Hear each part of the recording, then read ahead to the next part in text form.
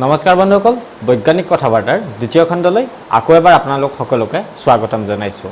আজি আমি আকৌ আপোনালোকলৈ কিছুমান অতি সুন্দৰ টেক নিউজ লৈ আহিবলৈ চেষ্টা কৰিছোঁ। তেনেহ'লে আহক ভিডিঅ'টোলৈ আগবাঢ়ো। নমস্কাৰ বন্ধুসকল, আপোনালোকে চাই আছে এছাম ট্ৰিটছ এণ্ড ট্ৰেভেল।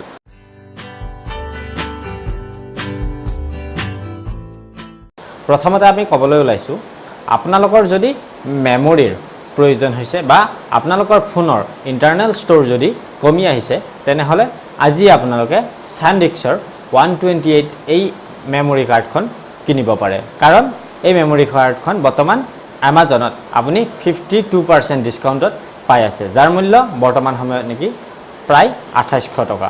কিন্তু যদি আপুনি বেলেগ সময়ত ল'ব যায়, এই মেমৰি কাৰ্ডখনৰ বাবে আপুনি প্ৰায় 3500 টকাৰ ওপৰত বহন কৰিব লাগিব। আৰু এমাজনে বৰ্তমান এই মেমৰি কাৰ্ডখন তেওঁলোকৰ লাইটিং ডিলত লৈ আহিছে আৰু ইয়াৰ বাবে আপুনি অতি আকৰ্ষণীয় এক অফাৰ লাভ কৰিবলৈ সক্ষম হ'ব। এবাৰ আমি ক'বলৈ ওলাইছোঁ আইফোনৰ বিষয়ে।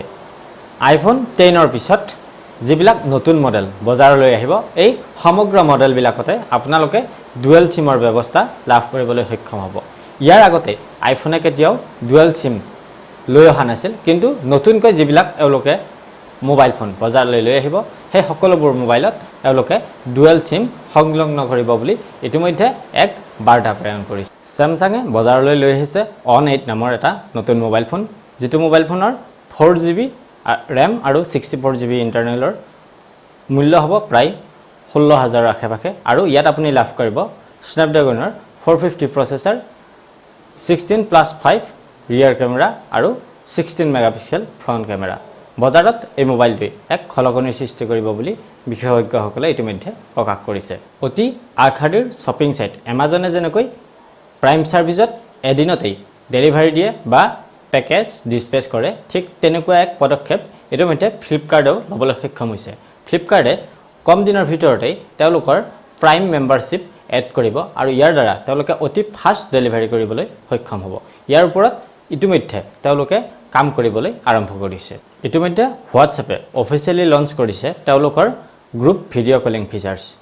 এই ফিচাৰ্ছৰ সহায়ত এতিয়া আপুনি গ্ৰুপবিলাকৰ ভিতৰত ভিডিঅ' কলিং কৰি আপুনি আনন্দ ল'ব পাৰিব। আৰু এইটোৱে হৈছে হোৱাটছএপৰ পৰা এটা ওলোৱা আপডেট। এইবাৰ আকৌ এটা হোৱাটছএপৰে মেছেজ আহিছে। আপোনালোকে যেতিয়া হোৱাটছএপত মেছেজ আহে, আপুনি ন'টিফিকেশ্যন বাৰত সেই মেছেজটো দেখে আৰু তাৰ পৰাই আপুনি ৰিড কৰিব পাৰে। আৰু তাৰপিছত সেই মেছেজটো হয়তো আপুনি নাচালেও সেই যিজনে আপোনাক মেছেজটো পঠাইছে তেওঁ ৰিড হৈছে নে নাই কেতিয়াও গম নাপাব। কিন্তু হোৱাটছএপে ইয়াৰ ওপৰত এক বিশেষ প্ৰযুক্তি লৈ আহিছে যে আপুনি যেতিয়া ন'টিফিকেশ্যনতেই সেই মেছেজটো পঢ়িব, তাৰপিছত আপোনালৈ পঠোৱা সেইজনেও গম পাব যে ন'টিফিকেশ্যনতে আপুনি সেই মেছেজটো ৰিড কৰিছে। আৰু এই প্ৰক্ৰিয়াটোৰ ওপৰত ইতিমধ্যে হোৱাটছএপে অফিচিয়েলি কাম কৰিছে আৰু কম দিনৰ ভিতৰত এই ছিষ্টেমটো তেওঁলোকে অফিচিয়েলি আমাৰ ইয়াত লঞ্চ কৰিব। আৰু এয়াই আছিল হোৱাটছএপৰ আন এটি আপডেট। আপুনি যেতিয়া মোবাইলত ইউটিউবৰ এপ্লিকেশ্যনটো চলাই, আপুনি নিশ্চয় তাত বেকগ্ৰাউণ্ডটো বগা ৰঙৰ দেখিছে। কিন্তু অতি সোনকালে ইউটিউবে এক আপডেট লৈ আহিব, যি আপডেটত আপুনি সেই বগা স্ক্ৰীনখন ডাৰ্ক মুড মানে ক'লা কৰি আপুনি দেখা পাব। আৰু যেতিয়া আপুনি ৰাতি বেছিকৈ ইউটিউব চাই, তেতিয়া আপোনাক সেই বগা ৰশ্মিটোই চকুত এফেক্ট কৰিছিল। কিন্তু যেতিয়া এই ডিছপ্লেখন ক'লা হৈ যাব বা থিমটো ক'লা হৈ যাব, তেতিয়া আপোনাৰ চকুত সেই প্ৰেছাৰটো নপৰিব। আৰু ইয়াৰ বাবেই ইউটিউবে অতি সোনকালে এই ডাৰ্ক মুডটো আপোনালোকৰ এই ইউটিউব এপটোৰ ভিতৰলৈ লৈ আহিব। আৰু এয়াই আছিল ইউটিউবৰ এটা আন আপডেট। বজাৰলৈ নতুনকৈ লৈ অহা অপ'ৰ ফাইনেক্স মোবাইলটো এটা YouTube channel ring Jerry everything নামৰ এই ইউটিউব চেনেলটোত বিভিন্ন মোবাইলৰ পৰীক্ষা কৰা হয়। তেওঁ নতুন মোবাইলবিলাক ভাঙি খুচি এই মোবাইলবিলাক কেনেকৈ পাৰফৰ্মেঞ্চ কৰে সকলোবোৰ দেখায়। কিন্তু তেওঁ এই মোবাইলটোৰ ওপৰত এটা টেষ্ট কৰিছিল, যিটো টেষ্টত এই মোবাইলটো ইতিমধ্যে ফেইলাৰ হৈছে। কাৰণ তেওঁ বাকীবোৰ মোবাইলকো ফ'ল্ড কৰে আৰু তেনেকৈ ঠিক বেলেগ মোবাইলবিলাক যিমান ডিগ্ৰীত তেওঁ ফাজ কৰে আৰু এই ফাইনেক্স নাম মোবাইলটো তেওঁ সিমান ডিগ্ৰীত ফাজ কৰিছিল আৰু তেতিয়া এই ফোনটো ডেড হৈ গৈছিল। কিন্তু বাকীবোৰ ফোন সিমান ডিগ্ৰী যেতিয়া বেন কৰিছিল, এই ফোনটো ডেড হোৱা নাছিল। আৰু এই টেষ্টটোত এই মোবাইলটো ফেইলাৰ সাবিত হৈছে আৰু এতিয়া এই নিউজটোই এক খলকনিৰ সৃষ্টি কৰিছে। আপুনিও হয়তো এই ইউটিউব পেজটোত গৈ চাব পাৰে যে কি অৱস্থা হৈছে এই ফাইনেক্স মোবাইলটোৰ।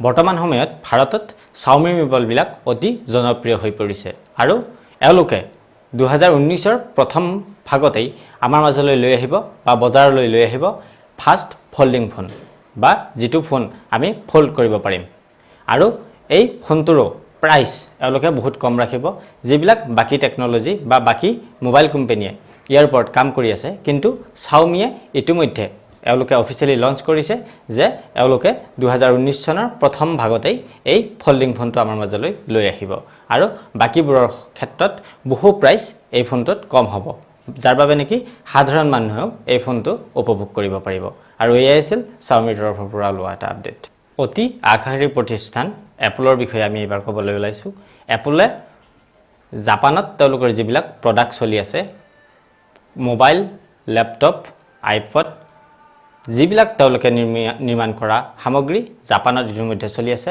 সেই সামগ্ৰীবিলাক যদি জাপানৰ বৰষুণ বতাহ বা সুনামিৰ ফলত কিবা ড্যামেজ হৈ যায় সেই সকলোবোৰ প্ৰডাক্ট এপলে ফ্ৰীকৈ সাৰ্ভিসিং বা ৰিপেয়াৰ কৰি দিব ইয়াৰ বাবদ তেওঁলোকে কোনো ধৰণৰ পইচা গ্ৰহণ নকৰিব আৰু এইভাবে জাপানত এপলৰ প্ৰচলন অতি বেছি হ'বলৈ ধৰিছে কিছুদিনৰ পৰা টুইটাৰে যেনেকৈ ফেক একাউণ্টবিলাক বা যিবিলাক একাউণ্টৰ পৰা দুষ্কাৰ্য সংঘটিত হৈ থাকে সেই একাউণ্টবিলাক তেওঁলোকে টুইটাৰৰ পৰা সাফা কৰিবলৈ আৰম্ভ কৰিছে আৰু ইতিমধ্যে তেওঁলোকে লাখ লাখ একাউণ্ট ডিলিট কৰি দিছে আৰু এতিয়া আকৌ এটা নতুন ফিচাৰ তেওঁলোকে লৈ আহিছে যদি লাইভ ষ্ট্ৰীম চলি থকা সময়ত কোনোবাই বেয়া মন্তব্য দিয়ে বা যদি ভাল পোষ্ট এটাৰ ওপৰত তেওঁলোকে বেয়া মন্তব্য দিয়ে তেনেহলে সেই একাউণ্টটো পাৰ্মানেন্টলি ডিলিট কৰি দিব টুইটাৰৰ পৰা আৰু এই ইয়াৰ দ্বাৰাই টুইটাৰে নিজৰ যিখন তেওঁলোকৰ বৰ্তমান চলি আছে এই সমগ্ৰ প্ৰক্ৰিয়াটো অতি নিকা আৰু শুদ্ধ কৰিবলৈ এক প্ৰচেষ্টা হাতত লৈছে যদি এই সিস্টেমটো ফেসবুকতো আহিলহেঁতেন তেতিয়াহলে নিশ্চয় বহুত ভাল হৈ গ'ল হয় কাৰণ যিমান টুইটাৰত ফেক একাউণ্ট আছে তাতকৈ বহু গুণে ফেসবুকত ইতিমধ্যে ফেক একাউণ্ট আছে আৰু ফেসবুক কৰ্তৃপক্ষই এনেকুৱা পদক্ষেপ কেতিয়া গ্ৰহণ কৰিব তাকে আমি অতি আগ্ৰহেৰে চাই আছো তেনেহলে বন্ধুসকল এয়াই আছিল আজিৰ টেক নিউজসমূহ কেনেকুৱা পালে আপোনালোকে নিশ্চয় কমেণ্টত উল্লেখ কৰক যদিহে ভিডিঅটো ভাল লাগিছে লাইক কৰক শ্বেয়াৰ কৰক আৰু চেনেলটো সাবস্ক্ৰাইব কৰক কাৰণ আমি সদায় আপোনালোকলৈ এনেকুৱা টেকনলজি নিউজ লৈ আহিবলৈ চেষ্টা কৰিম তেনেহলে আজিলৈ ইমানতে এৰিছো ধন্যবাদ জয় অসম